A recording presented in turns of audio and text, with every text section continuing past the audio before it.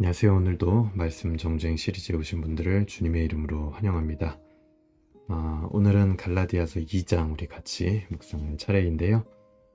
2장 한번 처음부터 읽어보고 우리 묵상으로 들어가 보도록 하겠습니다. 제2장 14년 후에 내가 바나바와 함께 디도를 데리고 다시 예루살렘에 올라갔나니 계시를 따라 올라가 내가 이방 가운데서 전파하는 복음을 그들에게 제시하되 유력한 자들에게 사사로이 한 것은 내가 다름질하는 것이나 다름질한 것이 헛되지 않게 하려 함이라.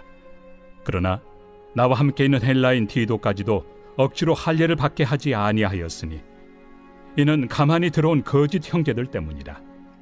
그들이 가만히 들어온 것은 그리스도 예수 안에서 우리가 가진 자유를 엿보고 우리를 종으로 삼고자 함이로되 그들에게 우리가 한시도 복종하지 아니하였으니 이는 복음의 진리가 항상 너희 가운데 있게 하려 함이라. 유력하다는 이들 중에 본래 어떤 이들이든지 내게 상관이 없으며 하나님은 사람을 외모로 취하지 아니하시나니 저 유력한 이들은 내게 의무를 더하여 준 것이 없고 도리어 그들은 내가 무할례자에게 복음 전함을 맡은 것이 베드로가 할례자에게 맡음과 같은 것을 보았고 베드로에게 역사하사 그를 할례자의 사도로 삼으신 이가 또한 내게 역사하사 나를 이방인의 사도로 삼으셨느니라. 또 기둥같이 여기는 야고보와 게바와 요한도 내게 주신 은혜를 알므로 나와 바나바에게 친교의 악수를 하였으니 우리는 이방인에게로 그들은 할례자에게로 가게 하려 함이라. 다만 우리에게 가난한 자들을 기억하도록 부탁하였으니 이것은 나도 본래부터 힘써 행하여 왔노라. 게바가 안디옥에 이르렀을 때 책망받을 일이 있기로 내가 그를 대면하여 책망하였노라. 야고보에게서 온 어떤 이들이 이르기 전에 게바가 이방인과 함께 먹다가 그들이 오매 그가 할례자들을 두려워하여 떠나 물러가매 남은 유대인들도 그와 같이 외식하므로 바나바도 그들의 외식에 유혹되었느니라. 그러므로 나는 그들이 복음의 진리를 따라 바르게 행하지 아니함을 보고 모든 자 앞에서 게바에게 이르되 내가 유대인으로서 이방인을 따르고 유대인답게 살지 아니하면서 어찌하여 억지로 이방인을 유대인답게 살게 하려느냐 하였노라.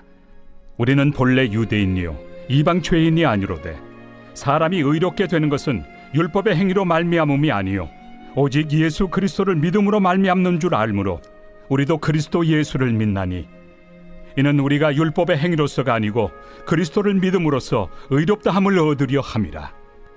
율법의 행위로서는 의롭다함을 얻을 육체가 없느니라. 만일 우리가 그리스도 안에서 의롭게 되려 하다가 죄인으로 드러나면 그리스도께서 죄를 짓게 하는 자냐?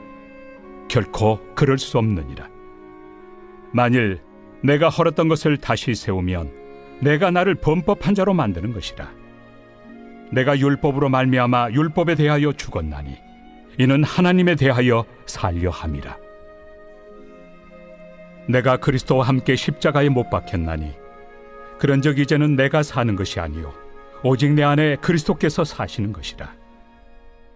이제 내가 육체 가운데 사는 것은 나를 사랑하사 나를 위하여 자기 자신을 버리신 하나님의 아들을 믿는 믿음 안에서 사는 것이라.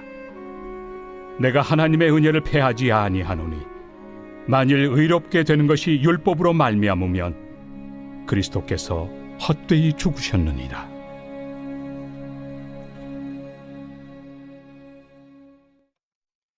아멘. 우리 2장을 한번 전체적으로 읽어봤는데요. 오늘 묵상은 이제 2장 1절부터 10절까지 이제 첫 번째 단락으로 해서 우리가 같이 묵상을 해보면은 좋을 것 같습니다. 1절부터 10절을 통해서 이제 바울은 어떤 이야기를 하고 있습니까? 우리가 방금 전에 읽어봤죠? 단지 과거 이야기를 하는 게 아니라 바울이 전한 복음은 예루살렘의 사도들이 전하는 복음과 같은 것이다. 그리고 바울의 사도됨도 역시 예루살렘의 사도들과 동일하게 된 것이다. 라고 바울이 이야기를 하고 있는 겁니다. 그래서 이제 예루살렘 사도들을 만났던 이야기를 지금 하고 있는 겁니다. 이런 이야기를 하기 위해서. 그러니까 갈라디아 교인들이 지금 바울이 전한 복음을 벗어나고 바울의 사도권을 인정하지 않는 것은 곧 예수님의 직계 제자들인 예루살렘의 사도들의 복음에서도 벗어난 것과 똑같은 것이다 라고 바울은 이야기하고 있는 거죠. 여기서 이제 바울이 주로 하는 얘기가 뭐냐면 3절입니다. 그러나 나와 함께 있는 헬라인 디도까지도 억지로 할례를 받게 하지 아니하였으니, 바울은요 지금 1장에서 계속 이야기했던 대로 복음이면 충분하다, 복음 외에 율법의 짐을 또 질 필요가 없다, 그런 맥락으로서 지금 이 3절을 이야기하는 겁니다. 바울은 자기 제자였던 디도에게도 율법의 짐을 지우지 않았습니다. 왜냐하면 그것이 복음이고 그것이 진리였기 때문이죠. 예루살렘에 있는 사도들 역시 바울이 함께 사역하던 이 헬라인이었던 디도에게 어떤 율법의 짐이나 할례의 짐을 지우지 않은 것에 대해서, 바울이 그렇게 한 거에 대해서 별다른 문제 제기를 예루살렘 사도들도 한 적이 없었습니다. 그런데 그것을 문제 삼으려는 사람들이 있었는데, 그게 누구냐면 바로 이 갈라디아 지역에 있는 교인들을 미혹했던 이 유대주의자들, 이 예루살렘에도 있었던 겁니다. 그러니까 그 사람들은요 그런 걸 문제 삼는 거예요. 저 사람 할례 안 받았다, 율법의 짐을 지지 않았다, 이방인이다. 그들의 특징이 이제 4절에 나오죠. 이는 가만히 들어온 거짓 형제들 때문이라. 그들이 가만히 들어온 것은 그리스도 예수 안에서 우리가 가진 자유를 엿보고 우리를 종으로 삼고자 함이로되. 그리스도 예수 안에서 얻은 자유를 엿보고 종으로 삼으려고 했다라는 겁니다. 이게 그들의 특징이에요. 바울은요 이런 일들에 대하여 복종하거나 결코 타협하지 않았습니다. 5절 보세요. 그들에게 우리가 한시도 복종하지 아니했으니 이는 복음의 진리가 항상 너희 가운데 있게 하려 함이라. 그러니까 바울에게 있어서 이 문제는요 지금 자유를 주는 복음이냐, 아니면 종으로 삼는 가르침이냐, 다시 종되는 것이냐, 이 둘 중에 하나의 선택이었던 거예요.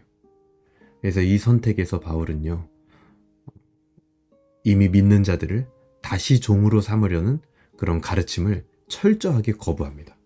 그래서 자유를 주는 복음이 항상 갈라디아 교인들 무리에 있기를 바라고 있는 마음이 잘 나오고 있는 거죠. 우리도 마찬가지입니다. 우리가 복음을 이미 들었고 자유를 주는 그 복음의 기쁨을 누릴 때가 있었을 거예요. 그런데 어느덧 시간이 지나면서 그 복음의 기쁨과 그런 어떤 자유, 그런 것들을 점점점 서서히 잊어버리고 또 잃어버리기도 합니다.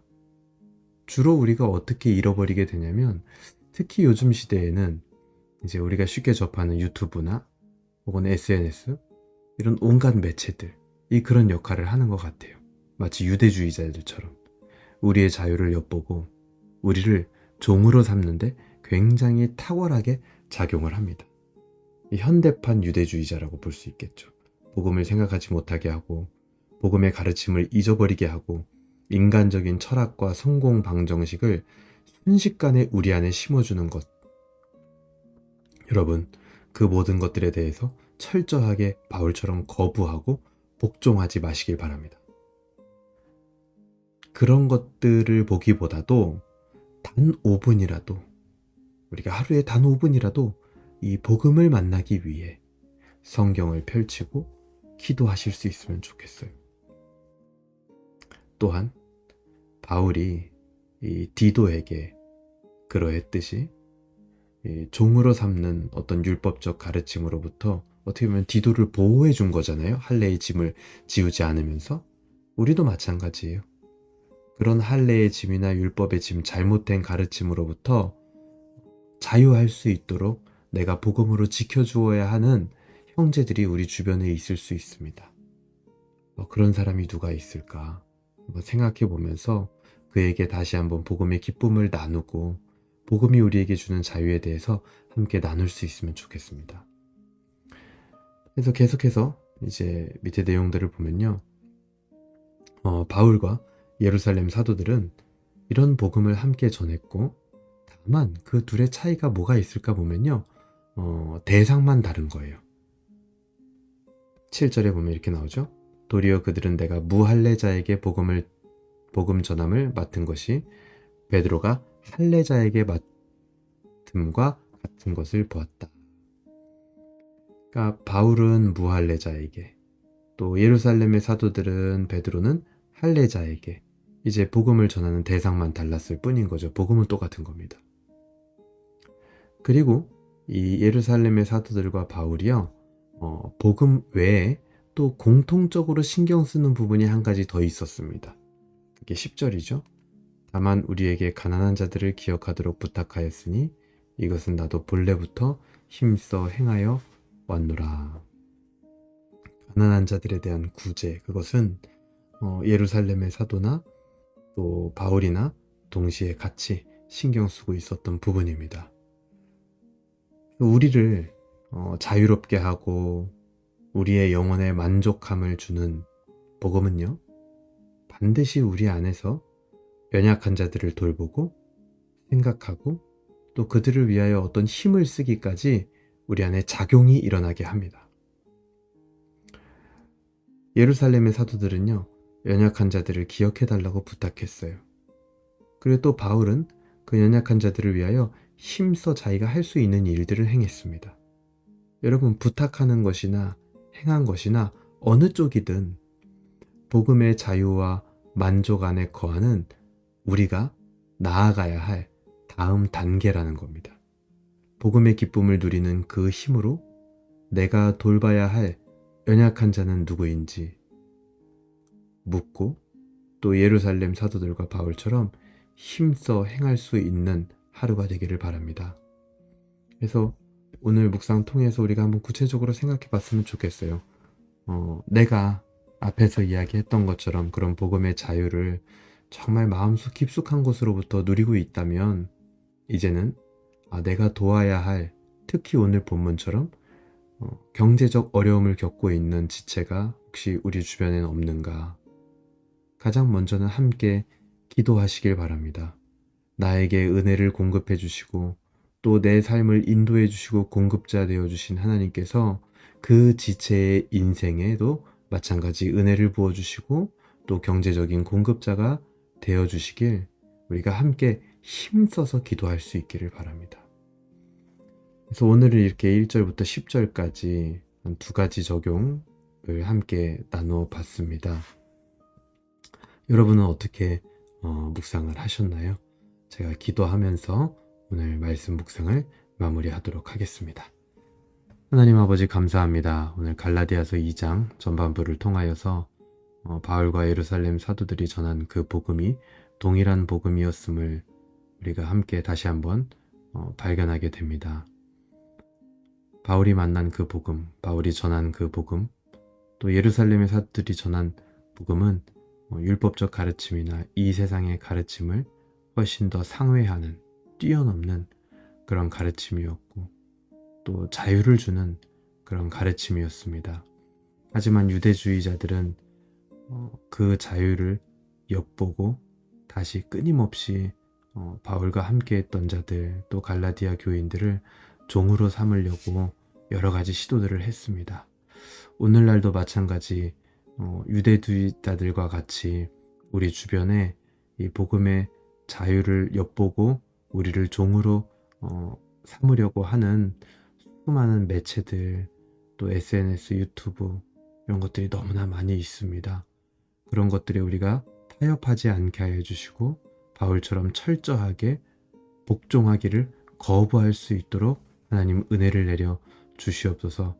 또 바울이 그런 복음의 자유와 또 율법의 짐을 지우지 않았던 것처럼, 디도에게 그렇게 했던 것처럼 우리도 마찬가지 우리 주변에 율법의 짐 때문에 또 다시 종으로 이끌어가려는 여러 가지 세상적 가르침 때문에 고통받고 있는 형제들이 있다면 우리가 그를 향하여 다시 한번 복음의 자유와 은혜와 기쁨을 나눌 수 있도록, 그를 우리가 영적으로 함께 보호할 수 있도록 하나님 인도하여 주시옵소서. 또 바울과 예루살렘 사도들이 가난한 자들을 함께 챙기고 신경 썼습니다. 마찬가지 우리도 이제는 우리가 복음의 기쁨을 충만하게 누렸다면 우리 주변의 연약한 자들을 돌보게 하여 주시고, 특별히 오늘 하루 경제적으로 고통당하는 지체들을 생각하며 함께 기도하고 힘써 그들을 도울 수 있도록 은혜를 베풀어 주시옵소서. 감사드리며 예수님의 이름으로 기도합니다. 아멘. 네, 오늘도 이렇게 같이 묵상할 수 있어서 너무나 감사했고요. 여러분 하루 동안도 기도하면서 또 우리가 적용할 수 있는 부분들을 함께 적용하며 하나님께 영광 돌리는, 또 하나님을 즐거워하는 하루가 되시길 바랍니다. 감사합니다.